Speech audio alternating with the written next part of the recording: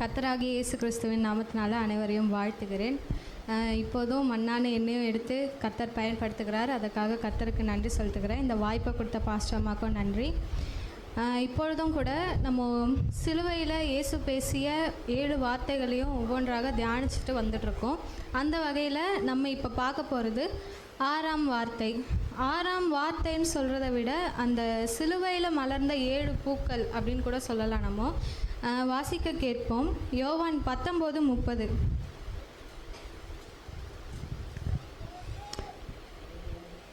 இயேசு காடியை வாங்கின பின்பு முடிந்தது என்று சொல்லி தலையை சாய்த்து ஆவியை ஒப்பு கொடுத்தார்.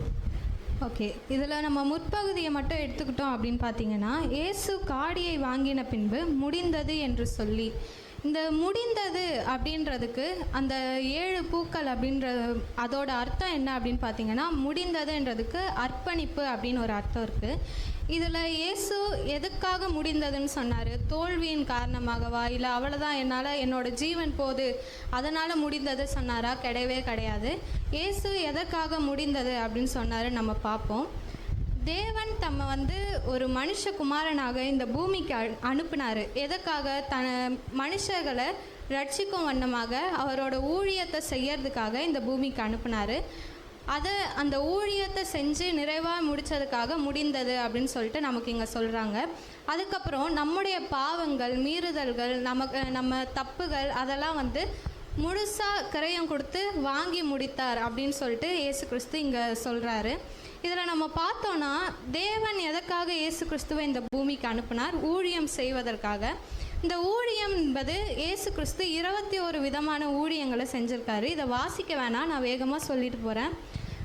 1 தீமோத்தேயு 1:15 நம்ம பார்த்தோம் அப்படின்னா, பாவிகளை ரட்சிக்கிறதற்காகவே இயேசு கிறிஸ்து இந்த பூமிக்கு அனுப்பப்பட்டார் அப்படின்னு சொல்லிட்டு போட்டிருக்கோம். லூக்கா 19:10 இழந்து போனவைகளை தேடவும் ரட்சிக்கவுமே மனுஷகுமாரன் இந்த பூமிக்கு வந்தார் அப்படின்னு இருக்கோம்.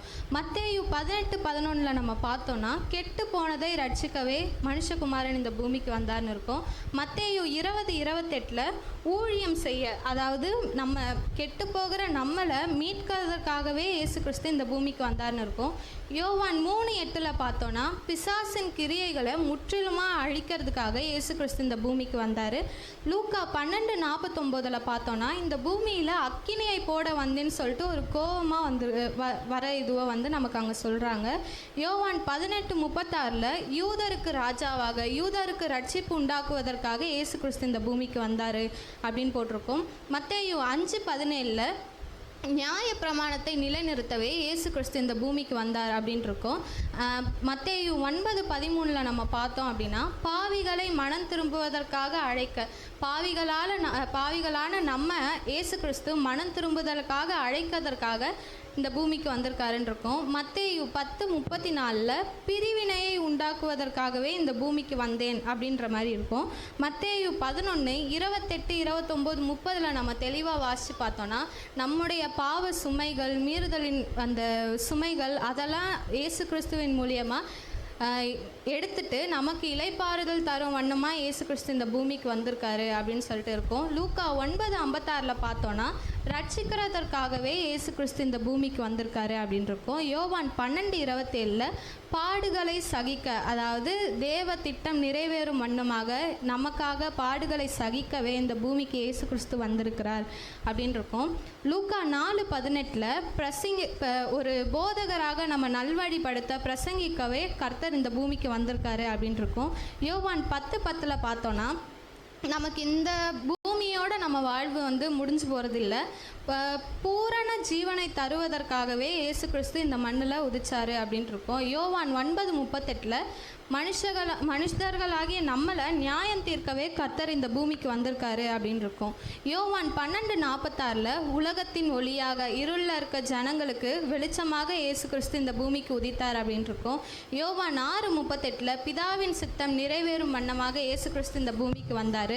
1 பேதுரு 1:21 முன்மாதிரியாக நமக்கு ஒரு கிரேட் எக்ஸாம்பிளாக இயேசு கிறிஸ்து இந்த பூமிக்கு வந்திருக்காரு. அதுக்கப்புறம் யோவான் 12:47 பார்த்தோம் அப்படின்னா, உலக உலகத்தை ரட்சிக்கவே இயேசு கிறிஸ்து இந்த பூமிக்கு மனிதனாக உதித்தார் அப்படின்னு இருக்கும். இதில் நம்ம ஆல்மோஸ்ட் ஃபுல்லாக பார்த்தோன்னா தேவனுக்கு இயேசு கிறிஸ்துவுக்கு கொடுக்கப்பட்டதான ஊழியம் என்னன்னு பார்த்தோன்னா ரட்சிப்பு. பாவிகளை ரட்சிக்கவே இந்த பூமிக்கு இயேசு கிறிஸ்து அனுப்பப்பட்டார் அப்படின்னு சொல்லிட்டு நம்ம பார்க்குறோம். இயேசு கிறிஸ்து ஏன் முடிந்ததுன்னு சொன்னார்?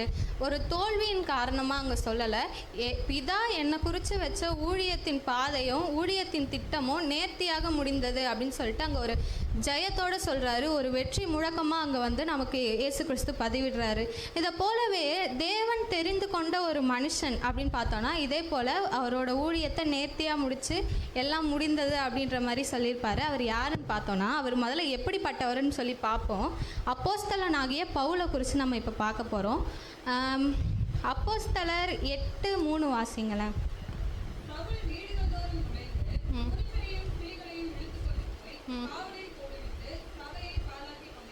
ஆமீன். சவுல் இங்கே எப்படிப்பட்டவராக நமக்கு காண்றாருன்னா அவர் ரொம்ப ஒரு கொடுமைக்காரராக வந்து நம்ம இங்கே பார்க்க முடியுது. புருஷரையும் ஸ்திரீகளையும் இழுத்து கொண்டு போய், அதாவது அவங்க சம்மதத்தோடு இல்லை, வள்ளுக்கட்டாயமாக இழுத்து கொண்டு போயிட்டு இது பண்ணுறாரு. அது மட்டும் இல்லாமல் சபைகளை வந்து பாழாக்கி கொண்டு இருந்தான் அப்படின்னு சொல்லி இங்கே நம்ம தெளிவாக பார்க்குறோம். அதே மாதிரி அப்போஸ்தலர் 9:1 வாசிங்களேன்.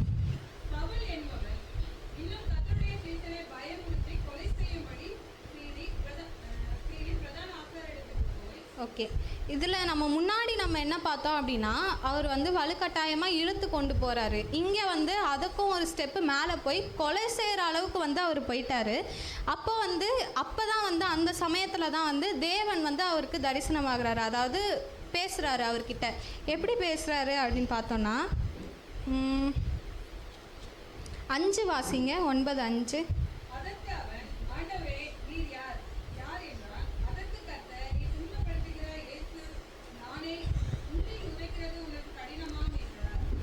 ஆறு வாசிங்க. அவன் நடுங்கி திகைத்து, ஆண்டவரை, நான் என்ன செய்ய சித்தமாய் இருக்கிறீர் என்றான். போதும். இதில் என்னன்னா கர்த்தர் வந்து சவுலை வந்து அழைக்கிறாரு. ஃபஸ்ட்டு எப்படி அழைக்கிறாரு? நீ வந்து கஷ்டப்படுத்துகிற தேவன் வந்து நானே தான், உனக்கு வந்து முள்ளில் உதைக்கிறது கடினமாக இல்லையாப்பா அப்படின்னு சொல்லி கேட்குறாங்க. அதுக்கு வந்து அவர் எப்படி ரெஸ்பான்ஸ் பண்ணுறாரு அப்படின்னு நம்ம பார்த்தோன்னா, நான் என்ன செய்ய சித்தமாக இருக்கிறீர் என்றார். அவர் வந்து அங்கே முழுமையாக தேவ திட்டத்துக்கு தன்னை ஒப்பு கொடுத்து அந்த வண்ணமாக தான் அவர் வந்து இங்கே கூறுறாரு. நான் என்ன செய்ய சித்தமாக இருக்கிறீர் அப்படின்னு சொல்லிட்டு கேட்குறாரு. ஃபஸ்ட்டு சத்தத்தை கேட்குறாரு. அதுக்கு தன்னை முழுமையாக அர்ப்பணித்து தேவ திட்டத்தை நிறைவேற்றுகிறாரு. இதில் வந்து அவர் ஊழியத்தின் பாதையில் என்னென்ன ஊழியங்கள்லாம் செஞ்சார்னா, சபைக்கு ஆறுதல் கூறுவது, சபைகள் ஒரு பிரச்சனையில் இருந்தால் அதுலேருந்து எப்படி வெளில வரணும் அப்படின்னு சொல்லிட்டு அறிவுரை கூறுறது, அந்த மாதிரி சபைகளுக்கான ஊழியத்தை இவர் நேர்த்தியாக செஞ்சார். அதுவும் இல்லாமல் நிறைய மிஷினரி பயணங்கள் அது மாதிரிலாம் வந்து இவர் செஞ்சார். இதில் நம்ம பார்த்தோன்னா அவரே வந்து ஃபுல்ஃபில் ஆகிக்கிறாரு. அவ்வளோதான், நம்மளோட ஊழியம், நம்ம தேவன் வந்து நமக்கு கொடுத்த ஊழியத்தை நல்லா நேர்த்தியாக செஞ்சு முடித்தோம் அப்படின்னு சொல்லிட்டு சொல்கிறாரு. இதை எங்கே நம்ம பார்க்கலான்னா 2 தீமோத்தேயு 4:7 வாசிங்களேன்.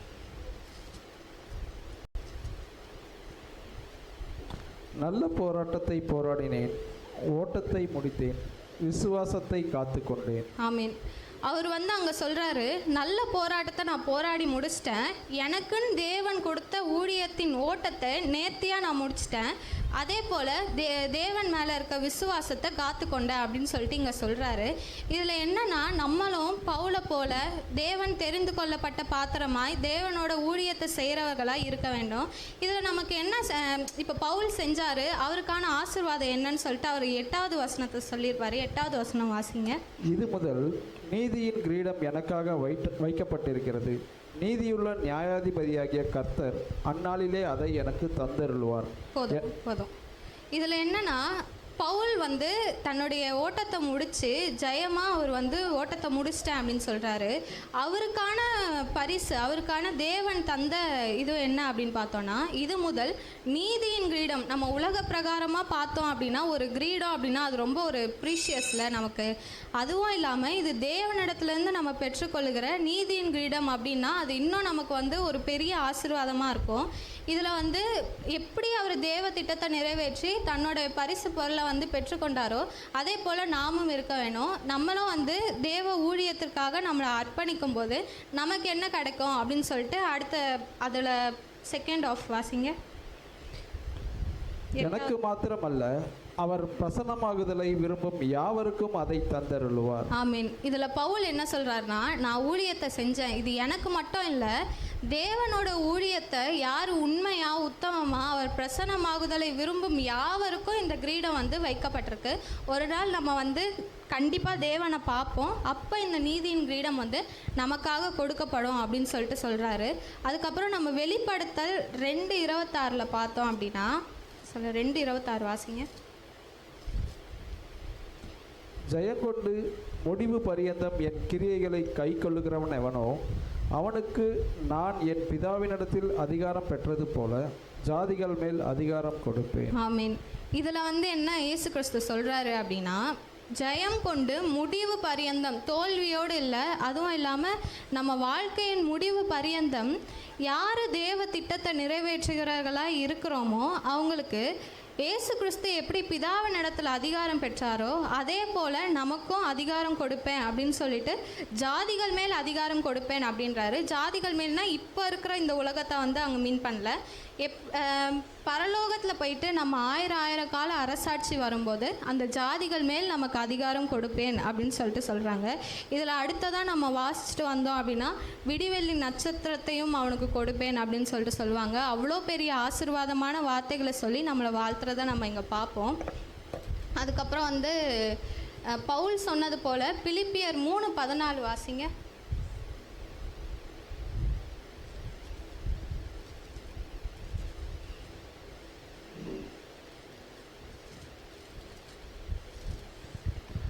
கிறிஸ்து இயேசுவுக்குள் தேவன் அழைத்த பரம அழைப்பின் பந்தை பொருளுக்காக லக்கை நோக்கி தொடருகிறேன். ஆமீன்.